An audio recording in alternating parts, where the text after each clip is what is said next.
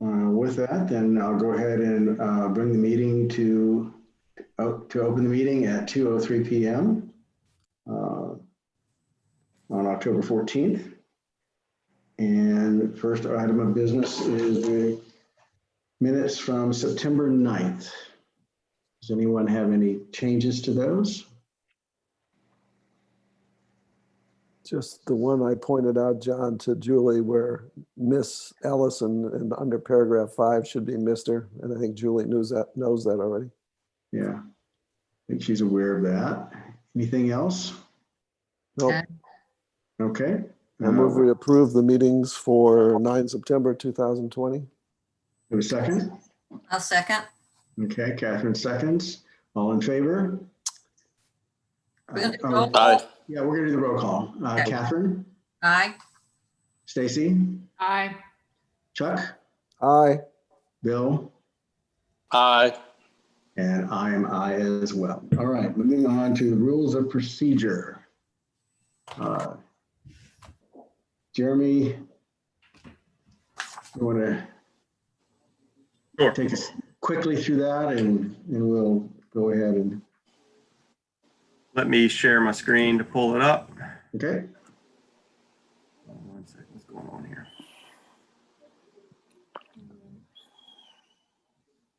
That's weird. Hold on 1 second.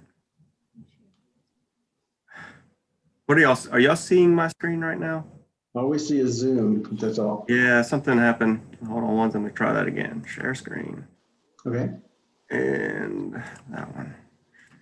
Okay. Okay. Get to the page. So the first document here is the document where it was proposed on July 27th, 2020. And then all of the comments back and forth between board members and staff, just so we have it in the record how it's been modified. And this is page 2 of that. And then this document, proposed new document dated September the 29th, 2020, takes into consideration all of those edits into one document. okay. Document that we would be discussing today and possibly voting on. All right. Well, then with that, I will ask if anyone has any additional comments. Stacy? I'm good. Okay. Chuck? I'm good. All right. Then Catherine? Also good. Bill?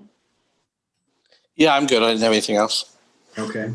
You know, I'm fine, but the one thing that I would like to leave open is the ability to amend this without a big kerfuffle, as we go along. And I think it's certainly a good guideline, and I am for it. But I think we do need to be willing to change things around as things go. So I guess then the question I have is, do we want to go ahead and approve it as is, or do we want to let it ride for a few meetings and then approve it? What are your thoughts? This is Chuck. I'm good with approving it. I don't think anything says it's set in stone and it can't be changed at any time we want to. So I think that's fine. I think we Okay. need to just go ahead and approve it. I'll call the question then. Do I have a second? I'll second. Okay. All in favor, Catherine? Aye. Stacy? Aye. Chuck? Aye. Bill? Aye. And I'm aye as well. All righty. It is approved. And next item of business is 510 Craven Street. Do we have the Craven Street folks here? I'm here. Great. All righty. So then let me flip back down to Craven Street here. If you'll give me just one moment. I'm also here. Do you all hear me? It's Ansley Manuel. Hi, Ansley. Yes. Okay. We hear you. We're just going back and forth between muting, and sometimes things can get a little iffy. So we are here to discuss 510. Come on. 510 Craven Street. This is the second time before the board. We have Ainsley Manuel, who is the architect, and Marceline Trask here. And then we'll have Jeremy do a very brief introduction, and then it'll be your opportunity to tell us about your project and what we need to know before we go into the next part of the meeting. So with that, Jeremy, would you bring us briefly up to date? Sure. This is 510 Craven Street. As John mentioned, this is the second time before the board. And this is in regards to the carriage house at the rear of the property. This is in the Historic District T4HN zoning. And I'm just going to quickly orient you to the location. It's here along Craven, kind of the corner of Craven and New Street. This is the front of the main building, and the subject property, the subject building is in the rear. Going down New Street, this is the subject building under discussion, the carriage house as it faces New Street. And this is the historic carriage house portion. This addition to the south and the small addition to the north are non-historic. Again, further out from New Street, and then looking from the south, looking north at the rear south end of the non-historic portion. Again, this is the survey card. This is a contributing building in the district. And with that, I can turn it over to the applicant. All right. Ainsley or Marceline, either of you may go first. Well, Marceline, I'll go first. I want you to just go the whole time. I'll refer to you if necessary. This has been in front of the board before. It got deferred because of the main dislike of the house not matching, the band board not matching the main house. So the guest house was lowered to accommodate this request. So that's the major change that you're seeing in this submittal. The only other item I would like to bring to the discussion table is one of the comments was that the new portion on the right side, the new gable, that also be the 9-inch exposed shiplap horizontal siding like the connector piece. I disagree with this. I'm hoping the board will allow us to keep this, the finishes as is, because I believe this adds a nice balance to what is an element of 3. So if you will, an A, B, and back to a mimicking A. And I believe Mr. Allison in the last meeting said, because we did touch on this subject, that thinking that just because I'm using the same exposure and siding type on the new edition would confuse people as to the original edition just wasn't going to be so, because you just can tell the age of the original piece. And this new piece would, first of all, it would be projecting closer to the street. Second of all, it just won't have the age to it. So I'm hoping that staff comment, the board will actually agree with me that it looks better as a composition and it's more balanced to repeat the siding material and exposure, and not make it the same as the connector. All right, we appreciate that input. And I think we're also pleased to see the changes that you've made to the design. I think that's very nice. So With that, Marceline, do you have anything you'd like to add? No, but thanks for asking. You're welcome. All right. Then, is there any public comment? Am I out of order here? Statement by applicant, public comment. Is there anyone that has public comment? Please raise your hand and Sean will let me know that you're there. All right, I'm assuming none. I'm not seeing any public comment. Thank you, Sean. Then we're going to go ahead and the next part would be the staff review. I'm just going to leave it on the screen. I think this will be a good illustration for the comments. Note 1 is just per previous application discussion. It has been established that the original carriage house was built between 1899 and 1894. Therefore, the original footprint of the carriage house is historic, and the 2 additions to the carriage house are not historic, and staff supports their removal. Per previous application discussion, staff supports lifting the existing carriage house structure to match the existing finished floor elevation of the main house, which the applicant is proposing so as to alleviate flooding concerns. Overall, this is a positive addition to the existing historic carriage house at 510 Craven Street. The addition is appropriately masked so that it is compatible yet distinct from the original structure. The applicant is proposing the use of shiplap siding on that portion of the addition that directly attaches to the historic carriage house structure, which is appropriate, complies with Chapter 3 of the Beaufort Preservation Manual Supplement. To Ansley's point, however, the applicant is proposing lap siding to match the existing historic carriage house siding at the southern 2-bedroom volume that she mentioned, the Part A, the Part A mimicking. Staff does recommend all new construction clad, and I'll amend this with to differentiate new construction. We like the shiplap that's here, and we like the profile of it. Ansley, I think that I see where you're going, and I agree, but also disagree slightly in that maybe the lap siding, if the board feels like it would support. I hear what you're saying. Maybe the lap siding has a slight different detail than the lap siding here.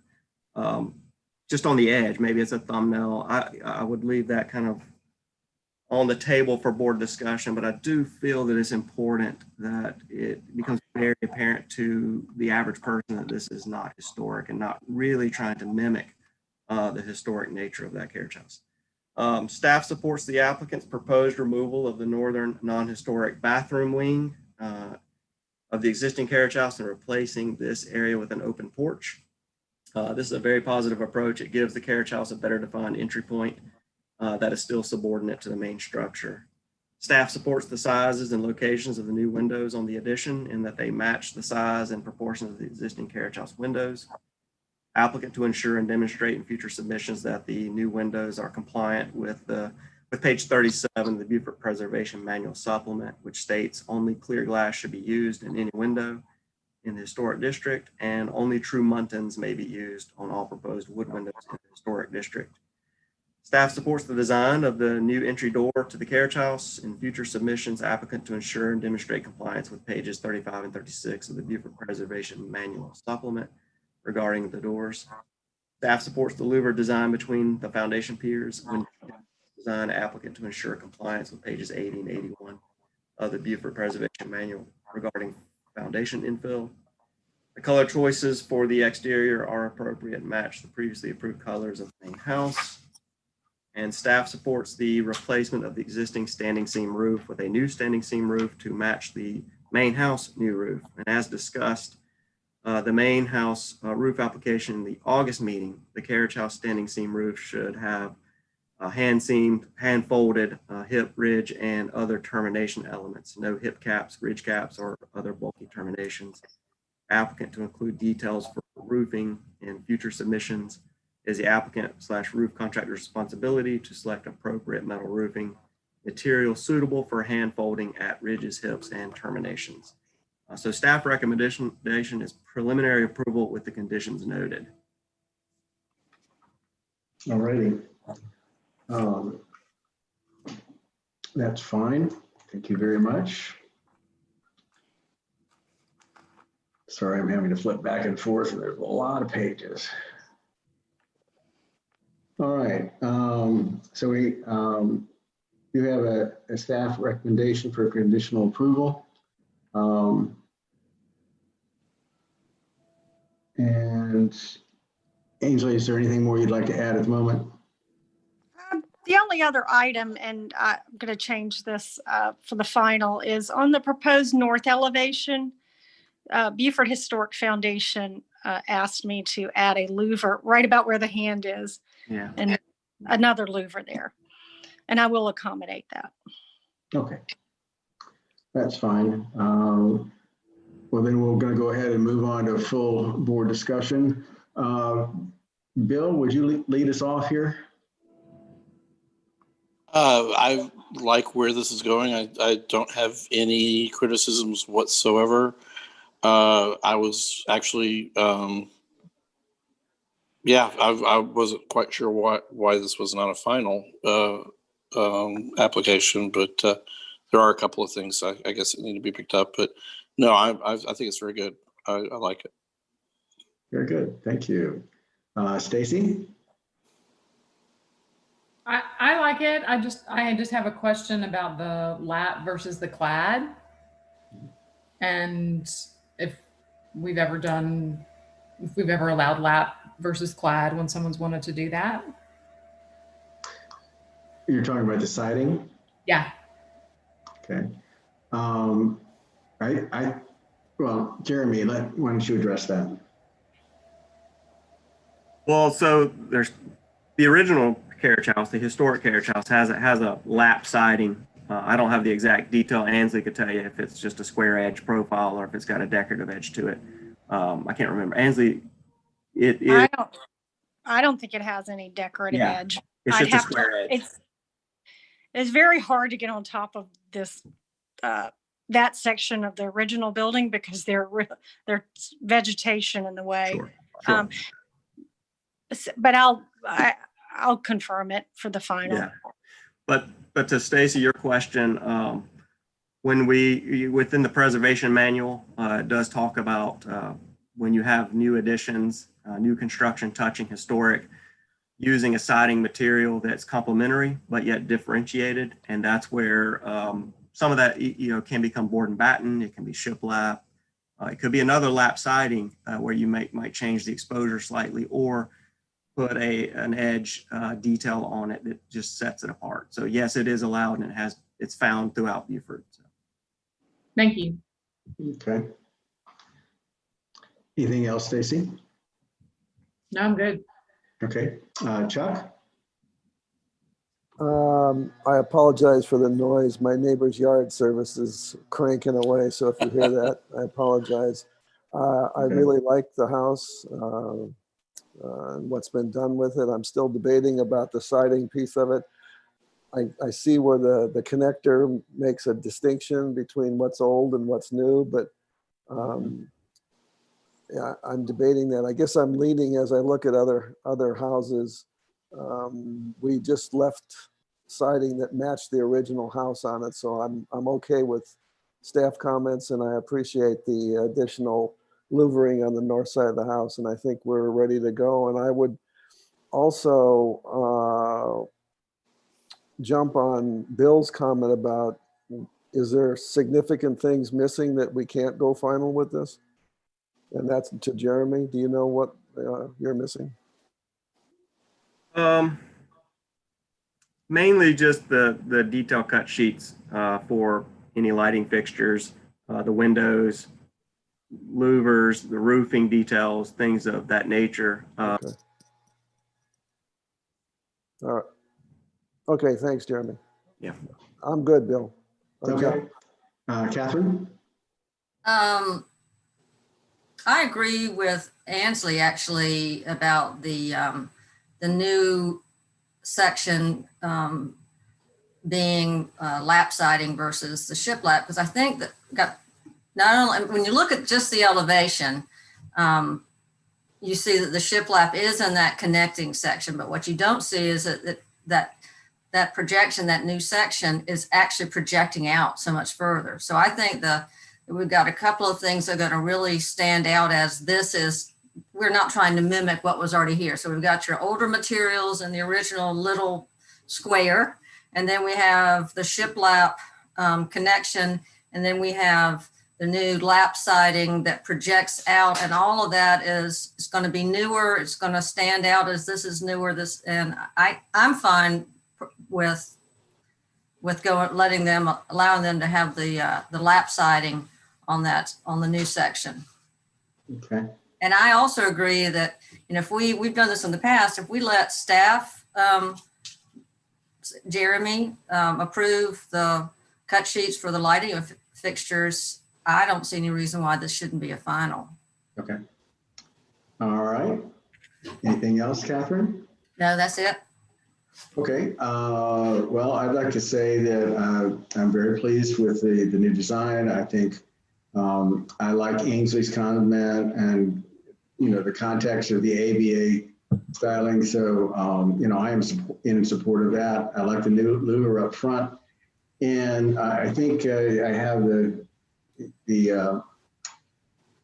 feel of the board that, there is no reason not to go to final and allow Jeremy to deal with cut sheets and minor issues. I'd much rather see this move forward and give the applicant the opportunity to, get their house built. So, all right. Here is the opportunity. Ainsley or Marceline, do you have any comments or anything else you'd like to add? Well, the only thing I would hope, or I would love, if we could approve it and then just work with Jeremy, because I don't want to drive my neighbors crazy for months and months I'd like for everything to move as efficiently as possible so that I'm not driving them crazy for forever. That's my only worry. I'm already driving them crazy. I don't want to drive them any crazier for any longer. Well, I think the general sense of the board is in agreement with that. So, okay. John, Anything else? before Yes, a sir. motion's made, I just want to, whoever makes the motion, just be extremely clear in the motion and any comments that you want to attach to that motion. Okay. So, who would like to make a motion on final?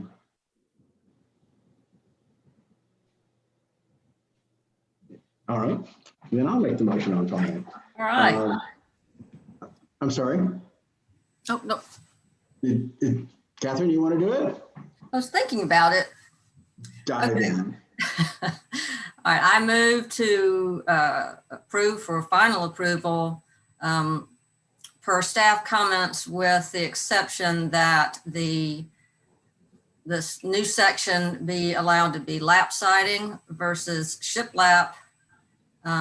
Also with the addition of lattice at the foundation on the north elevation, and that cut sheets lighting, and what else would we have? Lighting, I think there's a front door.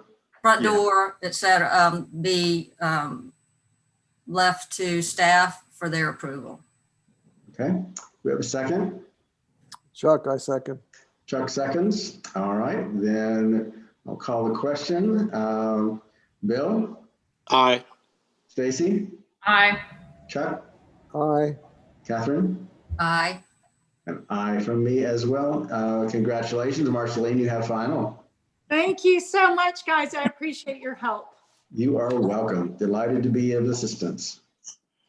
All righty.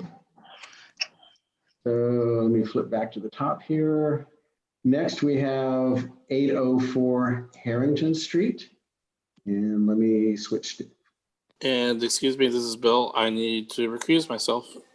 all right. I will Aye. mute.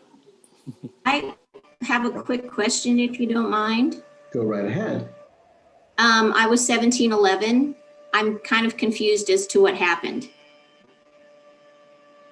I'm sorry. 1711 King.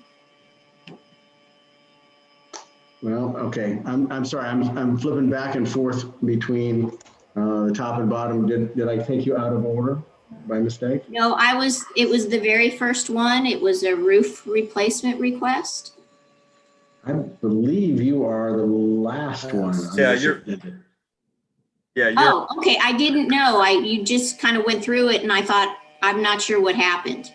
Yeah, no, your request, I think, is third. Okay, great. Thank you. Not a problem. Okay, very good. All right, so I'm sorry. Let me get back to Harrington here so I can properly introduce.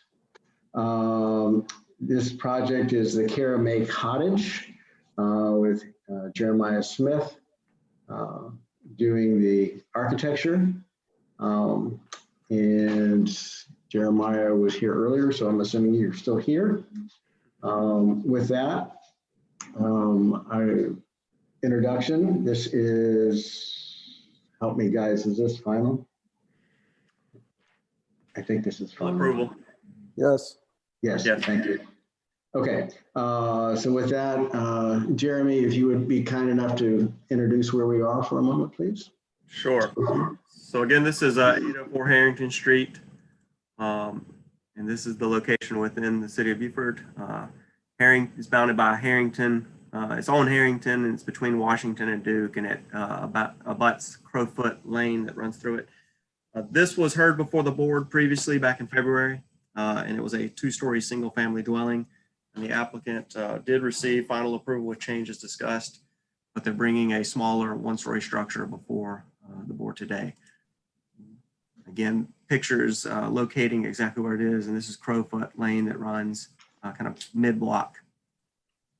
This is the property on the left, and this is Crowfoot Lane, and another picture of the property on the left.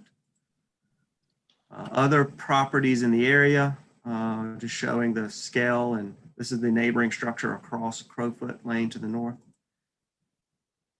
and other context photos. And I will turn it over to Jeremiah. And Jeremiah, please tell me when you get to it, if you need to direct me to any specific pages. Okay, thanks. Thank you all for your time today. Just I'm going to present this small cottage to you. I guess if we could go to the site plan, Jeremy. Just so you understand. Jeremiah, one moment. For everyone listening, there's somebody that's got music in the background. Would you, or conversation, would you please mute? Okay. Might be me. I'm at a coffee shop. I apologize. Well, all right then. So welcome to the real world. Go ahead. Yes. Okay. So just so you understand, it's on a tiny lot. Those are the property lines there. Yep. And so we're kind of making it as large as we can, but also pretty small. There's one parking spot behind, and it's got a small front porch. If you'll go to the plan, you can see it there. The small little porch is on the corner of Crowfoot and Harrington. And it's just a great room, living room, and a little bedroom and bathroom. There's a little dining bump out buffet right on the street as well on Harrington. And then it's, if you'll look at the elevations, it's just pretty simple and small. And I'm happy to answer any questions if there are any. Okay. Thank you, Jeremiah. Is there any public comment? Anything, Sean? Okay, I'm going to. I'm not seeing anything. Very good. Thank you, Sean. All righty then. Jeremy, I think we're back to you to do the staff report. Sure. All right. Real quick, deviations from the setback requirements are permitted for non-conforming lots of record per section 11.5.2 standards for development of the Beaufort Code. It's on page 225. The following deviations from the established minimum T4HN setbacks were approved during the previous application submission for this project, and this new proposed application still complies with these setbacks. I'm not going to read them. They're in the written report. Per section 5.7.4 parking space requirements of the Beaufort Code, 2 parking spaces are required for each single family residential unit. The proposed project does provide for only 1 parking space. However, section 5.7.6.c parking reductions allows for administrative approval of a reduction in parking when an applicant can demonstrate that the reduction is warranted. The applicant has requested the reduction in parking and has demonstrated that the reduction is warranted. The proposed project meets the tree coverage requirement for the zone and lot size as per code, which is 1 overstory tree per 4,000 square feet. The site is 1/4 the minimum lot size, but an existing 8-inch laurel oak will satisfy the tree coverage, planting additional trees. The proposed building meets the requirements of Chapter 4 of the Beaufort Code regarding building materials and details, roof forms, windows, and architectural details such as column bays. No cut sheet was provided for the exterior door per section 4.6.3.a.5 of the Beaufort Code. This door shall be made of wood, metal, glass, or fiberglass. And please note that per section 4.6.3.a.8, fiberglass may only be permitted on a context-specific basis at the discretion of the design review body. The proposed new construction appropriately responds to the following Northwest Quadrant design principles applicable for new construction. Maintain the informal nature of streets, lanes, and gardens where they exist. And Crowfoot Lane provides access to the rear gravel parking area and can be maintained in an informal manner as a grassy lane. Maintain the traditional character of a front yard. The new design creates more space for a front yard beside the porch and in front of the bay window. Building forms should be like those seen traditionally. The gabled porch front and rectangular form of the proposed building form appropriately responds to the Northwest Quadrant design principles with respect to its similarity to building forms traditionally found in the Northwest Quadrant.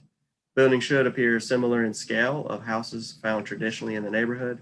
Most houses in the Northwest Quadrant are 1-story cottages with a front porch or entry element, which is what is proposed for 804 Harrington Street.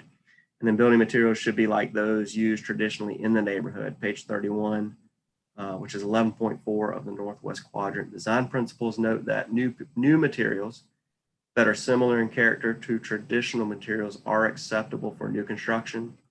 The proposed use of fibrous cement siding is therefore acceptable on this structure. Applicant to note that per section 4.6.3.a.1.b of the Beaufort Code, fibrous cement siding is to be smooth. And staff recommendation is final approval pending the review of the front door cut sheet. Alrighty. I was notified that there was 1 public comment, and we just didn't get it in before, so I'm going to go ahead and allow it now. Sean, if you'll go ahead and bring up I missed the name. I've permitted Mr. David Black to talk. Yes, go right ahead.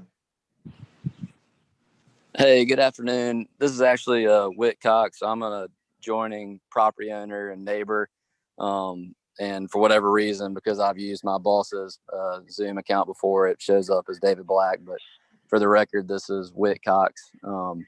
And I know another one of my neighbors, Paul Smith, submitted a letter to the planning department this morning with his concerns. So I believe he sent it to Julie Batchery, requesting that it be included in the public comment.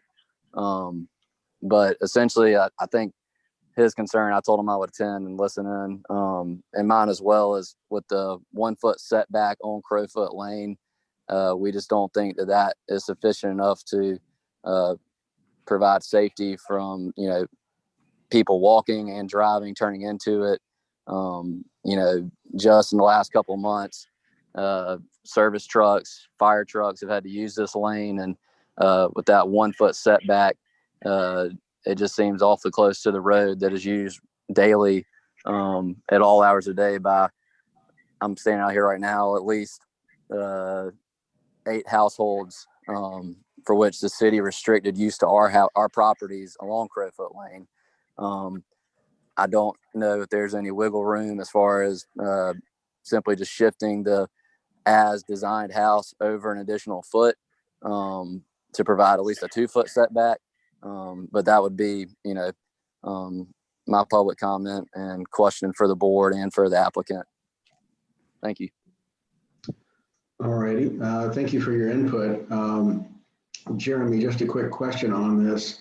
How far from the property line is the center of the Crowfoot alley? Do you have any idea? So the property, according to this, the property line is running here. It's a 20-foot right of way. You know, according to what's documented, then 10 feet out would be the center line. I don't know if that's the reality of the dual, you know, the rut lanes that run through Crowfoot, but Carolina, the right of way would be 10 feet from his property line. So he'd be 11 feet from the center line. 11 feet from the center line. Okay.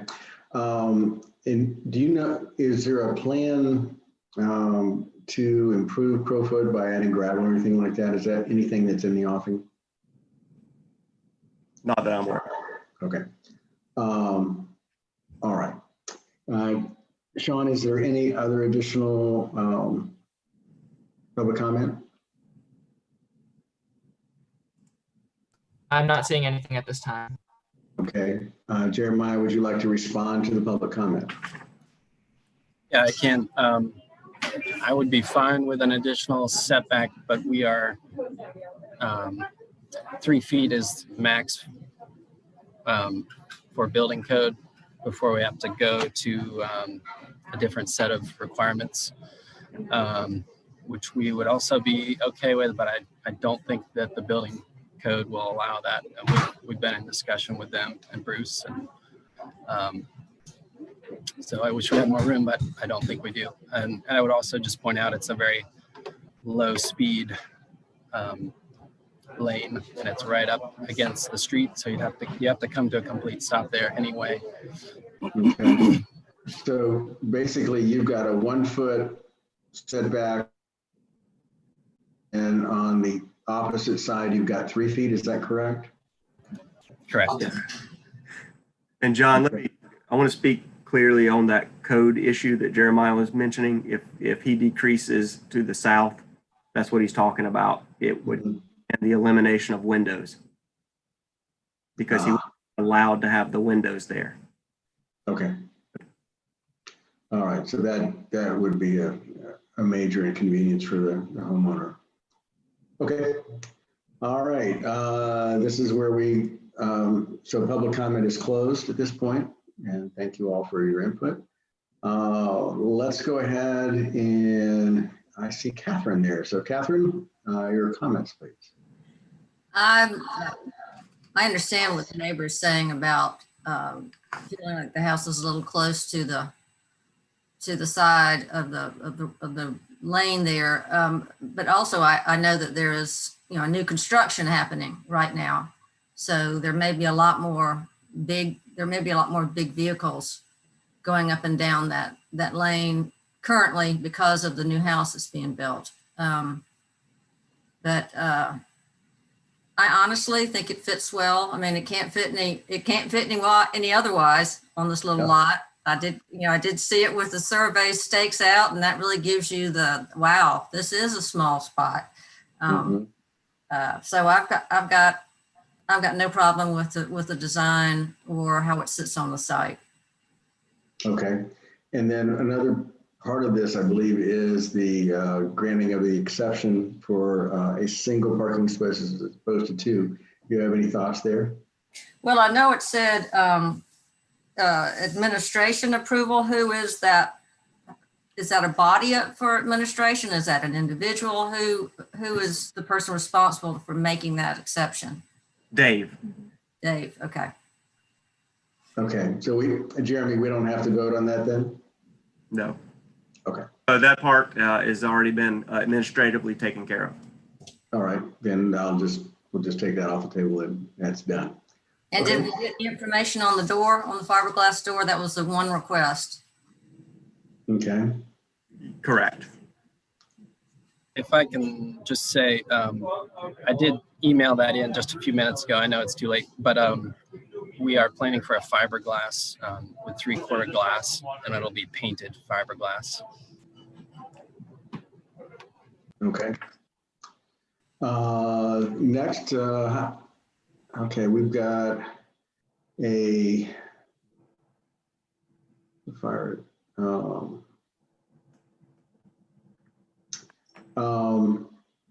Sean, would you talk to Mr. Sutton and try to get a clarification of what he's saying there? We have a private chat, and we'll come back to that in a minute. So let's go to Bill. Your thoughts? He recused himself. Oh, sorry. Chuck? Yeah, I think Jeremiah's done a great job with a very small lot and a very small little house, and I think it's fine. It's unfortunate he can't move it a foot to the south, but I understand that, so I'm fine with that. And I'm also fine with the single parking space, which I realize has already been approved, but I'm okay with the whole project. Okay, Stacy? I'm okay with the whole project too. I think it's a great use of space. Again, I am sensitive to the public comments. Definitely want to be able to drive into that lane, but if we can't move the house, we can't move the house. Yep. So, Well, so I mean, I think it's pretty clear that, you know, in moving the house south, they would lose the windows on the side of the house, and that wouldn't be acceptable. And the design guidelines would be, you know, it would just wouldn't look good. And since we have an administrative change already done on the single parking space, so that we're good there. And this is for final, I believe. So do we have anyone like to make the...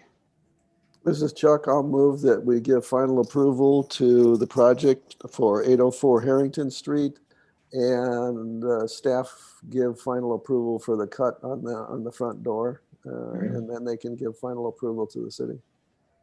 All right. Do we have a second? I'll second. Catherine seconds. All right, then I'll call the question. Stacy? aye. Catherine?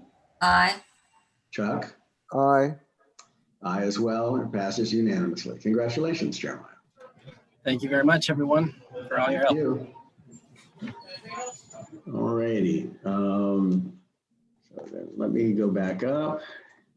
And I think we are to the roof. All right. 1711 King Street, roof replacement. Come back here.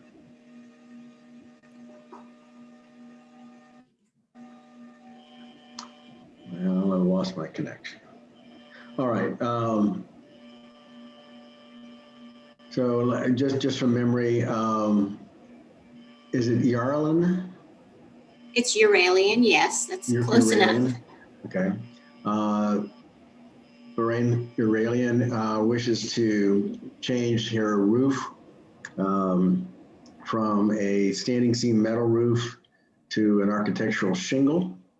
And we'll let Jeremy make any quick comments there about this. Yeah, so this is 1711 King Street, and actually it's the application does read as replace as an asphalt shingle, but within the application there was an option for asphalt shingle up on the upper and retaining a standing seam roof on the lower sections of the roof. So just for clarity, there were two parts, two options to consider. The location, 1711 King, it's on the kind of the edge of the northwest quadrant here. And these are the pictures the applicant has provided. It shows, well, let me go back. It shows the lower roof, which is a standing seam, historic turn metal roof that has a red coating that has been painted over it over the years. It's the same on the upper and the lower portions of the home. Another view.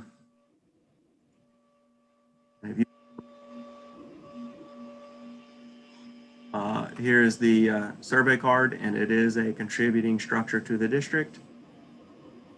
And it was built in 1920, believed to have been altered in 1945.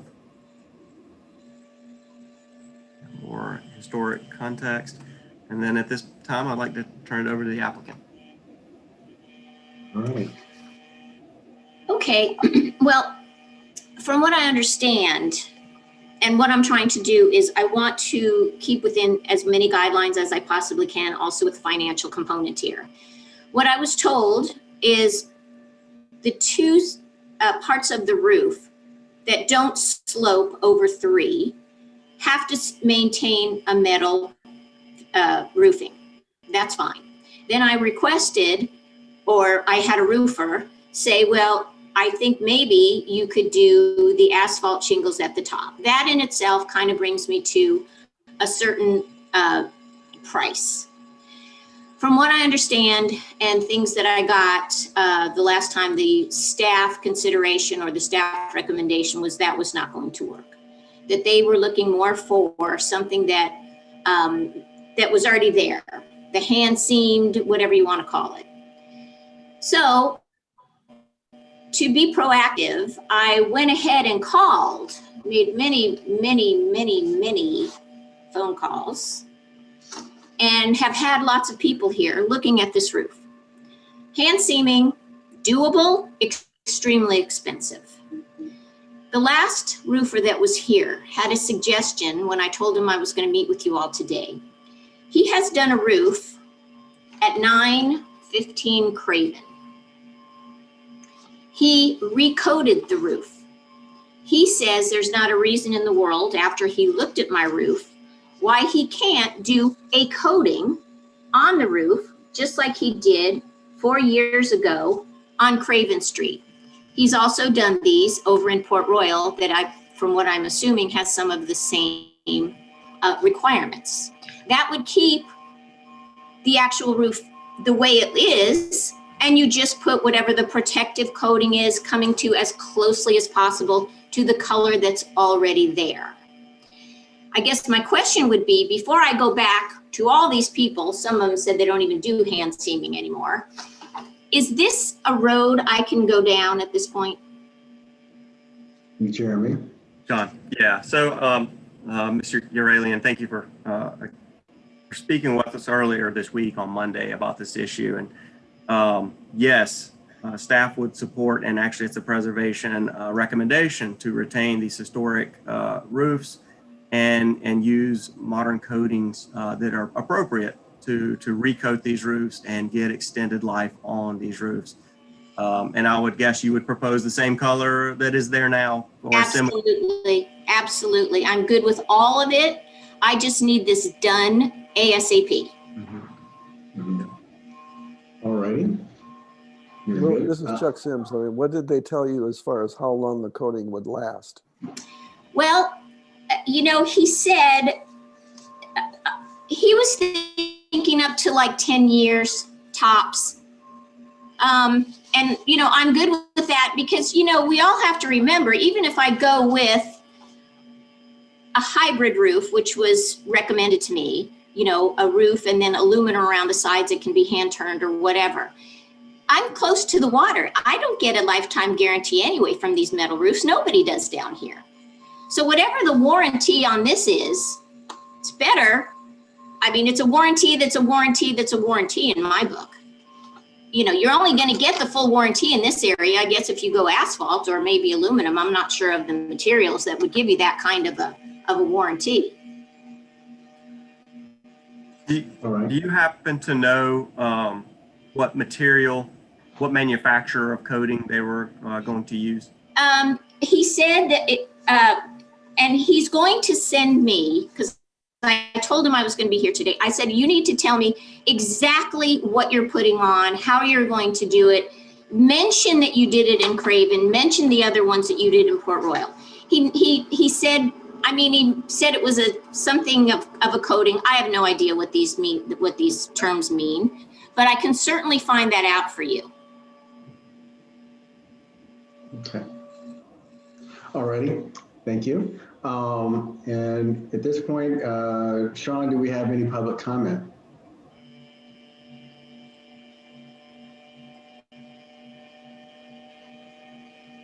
All right, so I'm guessing no. Sean should be popping up and sending me a text. So, okay, then we'll go ahead and move forward with Jeremy. I guess at this point, Jeremy, are you familiar? I mean, before you charge it, okay, nothing. Yeah. Good. So we have no public comment. That part's closed. Jeremy, you're familiar with these coatings and you know about them? Yes. So, we as a company also spec these coatings, and we also install them. So I'm very familiar with the types of coatings that are out there, and would certainly work with the applicant to get the information on what the coating is and how it's going to be applied. But this is definitely a much preferable technique. We were under the impression from one of the contractors that had submitted a letter that that maybe the roof was kind of beyond its repair. Sometimes that obviously happens. But if you've got a roofer that can coat this and has stated there's no reason to tear it off, then we're definitely in favor of not tearing this historic roof off, and definitely in favor of recoating it. And you're right, you can get 10 years out of these roofs. And they can be reapplied if it's properly maintained. The coating can go back down in 10 years, and it continues to preserve the life of these metals. Okay, good. Well, that's good. I'm glad it keeps me in a financial area that's doable. One other question for you, Ms. Garland. In the letter from the original roofer, they were making comments that the sheathing underneath the roof itself had deteriorated, and there might be a safety issue. Is that in fact the case? Did you hear that from multiple roofers? No, and I don't know, sometimes when you get quotes, what they're telling you, what they want you to buy, I'm not quite sure how all that works. I just let them go up on the roof and take a look or whatever. But I can definitely have this roofer that's talking about it, take a look and see what he finds. Okay, because I think from a safety standpoint, we don't want to approve something and then, having been notified that there's a problem, we don't want to, put you in a position where you've got a roofer with their leg sticking through the ceiling. That's not what we want. Sure. So, okay. So then, Jeremy, this kind of changes everything. It does. I think what I would do is just for the record state that as per the application before us, staff recommends denial of the application for asphalt shingle roof replacement on the entire structure. Yep. Staff recommends denial of the option with the asphalt shingle roof on the upper and replacing the lower roof with a metal standing seam roof as proposed with the hip caps and the ridge caps. However, staff had talked with the applicant and would support the applicant if need be, if the applicant absolutely had to be required to replace the roof, that we would support the same metal roof system that she proposed without the hip caps, the ridge caps, and those bulky terminations, and instead folding those ridges and hip caps and terminations. So we would support that as a backup if she can't coat the roof. So given that she's wanting to coat the roof, staff would recommend approval of the coating system pending staff's review of that coating system and detailing. All right. So just to recap, number one, denial of the asphalt, agreed. Number two, provide an option for the coating, and then there would be a third alternative that I guess I'm a little uncomfortable with, if the roof is in that bad a condition, making any changes to the metal itself, I think is perhaps not the best course. Maybe that would have to come back to us. But right. So, agreed. Yeah.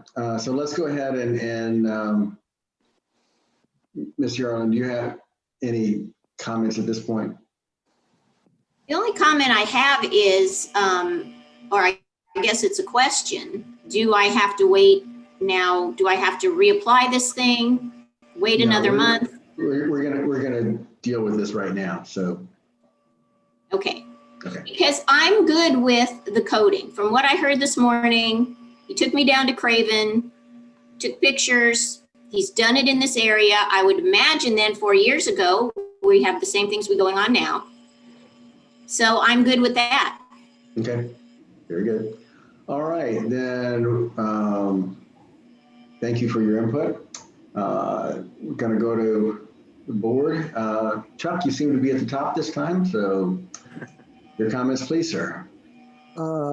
Yeah, I agree with staff not to approve option 1 and 2, and I also agree that the board would approve an option of coating the roof.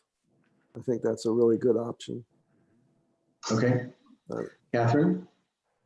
I'm concerned about the condition of the actual roof and whether or not coating it is going to be sufficient. And it's based on, I mean, I'm looking at one of the letters from one of the contractors who, as you know, we know that people are going to say, oh yes, if you've got something to sell, you're going to show that you need to, you know, there's a need for it.